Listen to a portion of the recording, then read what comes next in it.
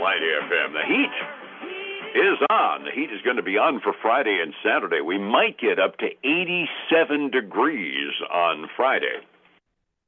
Of course, we'll get down to 37 on Tuesday morning, so enjoy a 50-degree swing inside of about 4 days. It just makes life interesting, don't you know? Advisory services offered through Second Half Financial Partners, LLC, an SEC-registered investment advisor. The opinions voiced and information provided in this material are for general informational purposes only and are not intended to provide specific advice or recommendations for any individual. To determine which investments are appropriate for you, please consult with a financial advisor. Second Half Financial Partners, LLC does not provide tax or legal advice. Please consult your tax or legal advisor regarding your particular situation. You really should, and the information you need to consult with him, her, or it is found right here with what's happening on Wall Street today. And we've got on the telephone my friend Philip Statler from Statler Financial Services in downtown Sebring. Philip, good morning. How are you?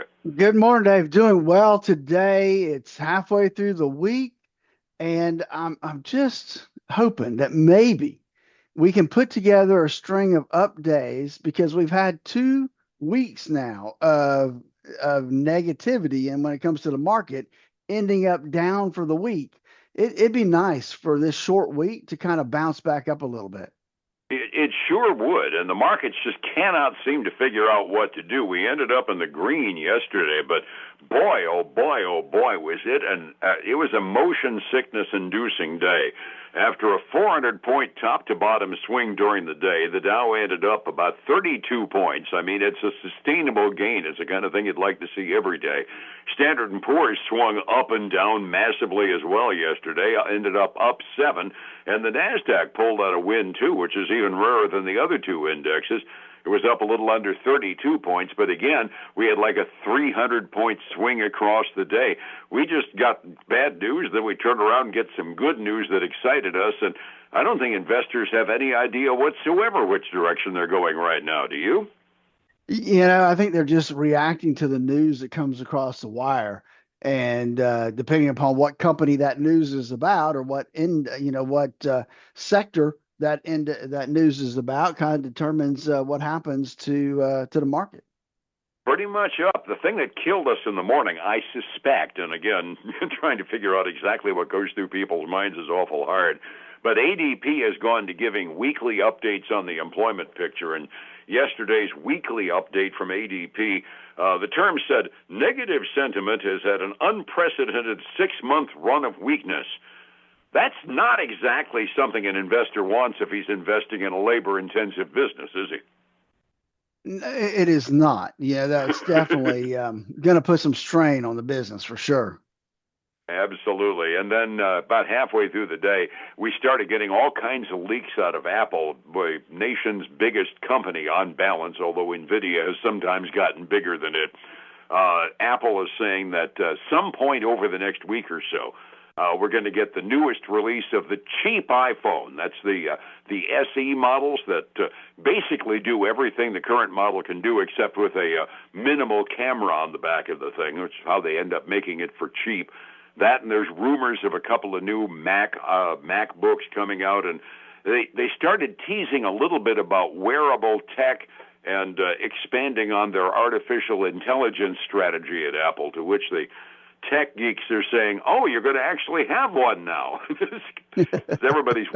Everybody's whining about the fact that their Apple phones don't do all their thinking for them, and it's not as fancy as Google has been doing. But anytime Apple says, "Hey, we got something new in the pipeline," everybody goes crazy. And I think I saw Apple up something like 3% yesterday off of that.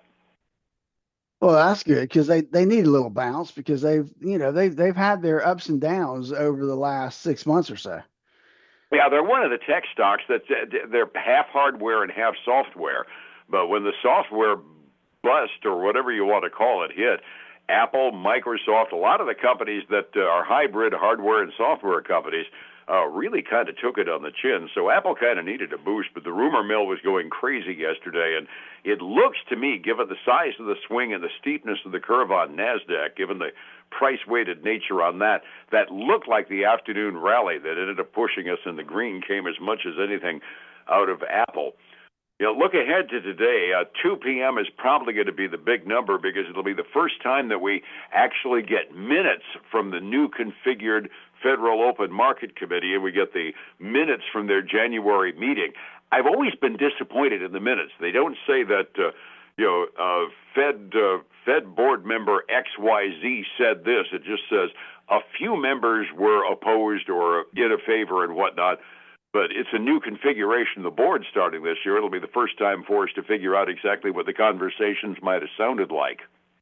It will, Dave, and that's kind of a good point. It will be the first time we get those. Hey, we did get some numbers, though. You may not seen them. A little catch up. We've got the housing starts and housing permits, building permits. They kind of caught up. They did November's and December's and released both of those this morning. And so looking at November's numbers, they're basically in line with expectations.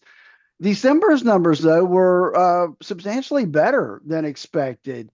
The housing starts for December were actually 1.4 million versus 1.3 million expected, and building permits up about 500,000 as well.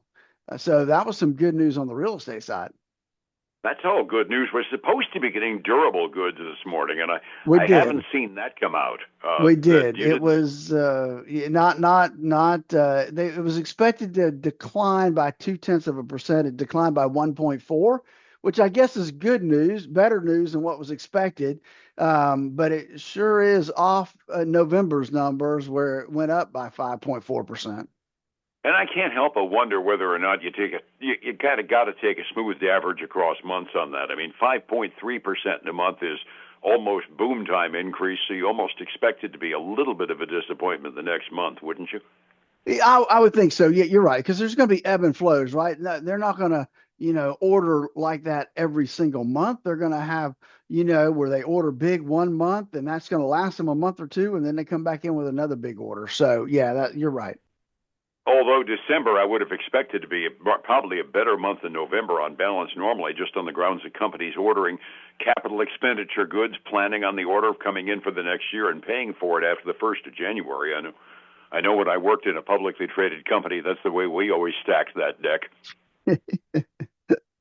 Mama raised no dummies here. As soon as the CEO says, okay, you just go ahead and order the stuff. That's right. Start ordering.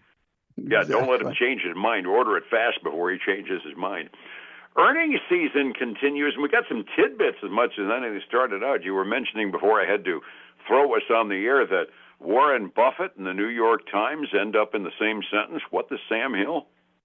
Yeah, we've got Berkshire Hathaway. Must have been one of the last things he did before he left the CEO chair at Berkshire Hathaway. And this is obviously, they have to file these things on a quarterly basis. They took a new position in the New York Times, and so that's helping the New York Times stock this morning. They're up 1.3%. I wonder what he might have been drinking to prompt Warren Buffett to buy into the news. I mean, a newspaper is not exactly a growth industry right now. No, especially the paper part, but they're more and more, especially New York Times, I'm sure, their digital, edition is probably getting a little higher readership for those people that want their New York Times on their tablet. They can grab it off of there. So I saw some figures at the end of last year. About 80% of the New York Times circulation was in online reading instead of killing trees. So yeah, they're becoming an internet company more than they are a publishing company, aren't they? They really are. That's for sure. So hey, looking at some earnings, we've got a couple that are maybe household names, maybe not. Mm-hmm. Start with Caesars Entertainment. That's the big casinos and entertainment world of Caesars. They beat on their fourth quarter results. Revenue was ahead of expectations as well as earnings. And so that has them trading up. Man, a big jump, up 5.8% this morning, Dave. We were looking for good news somewhere, evidently. I guess so. And that's following yesterday. They were up almost 4.5%. So that's a pretty big jump. Absolutely. Looks like Uh, discretionary spending isn't really taking it on the chin quite yet, is it? well, yeah, at least everybody needs their outlet, right? So maybe that's Evidently. keeping them going. So um, we had Analog Devices, and they're a chip company. They also beat on earnings and revenue, and so it has them trading up 5% this morning. So that was some good news for them. Another one, people may not realize this, but from a business perspective, this one's out there. Global Payments, they're a payment Hmm. processing company, and they had a good quarter as well. Beat across the boards. They also gave some, I think, decent guidance going forward. They're dadgum, close to 10%, 9.9% this morning. Wow. Yeah. You don't see double digit increases pre-market very darned often, do you? Not much. Let's close out with Devon Energy. You see this in a lot of folks' portfolios as a stable, energy producing company. They did have a slight beat in the quarter, which was good news for them. And I was reading the actual annual report that they linked to it, and so they did have a good report, a good quarter.